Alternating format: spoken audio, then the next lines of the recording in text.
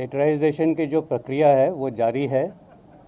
ये एक बहुत महत्वपूर्ण और बड़ा कदम होगा और इसीलिए इसके ऊपर जो भी हम कार्रवाई करेंगे वो बड़ी सोच विचार के साथ करेंगे और धीरे धीरे करेंगे, लेकिन थिएटराइजेशन होगा। We already have women as soldiers in the corps of military police. They have been there for the last 1 year now after having finished their initial training, and these women CMP Jawans have been posted to both field and peace areas, and once again they are doing extremely well. As we go ahead in a very step-by-step manner, we will see how we can further enlarge on this.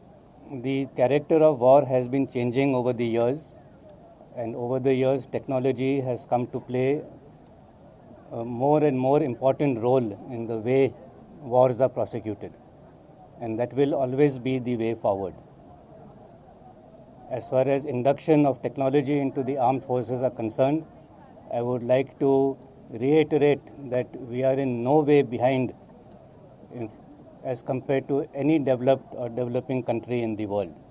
We have the best of the equipment that is available, and it will be very heartening to know that most of this state-of-the-art technology and systems, especially in dealing with IT-related and surveillance-related equipment, has been bought from Indian companies, from small startups, from MSMEs, who are contributing in a great way to enhancing the capabilities of the Indian Army and in the Indian Armed Forces, in fact, and they're also contributing to the vision of a Atmanirbhar Bharat.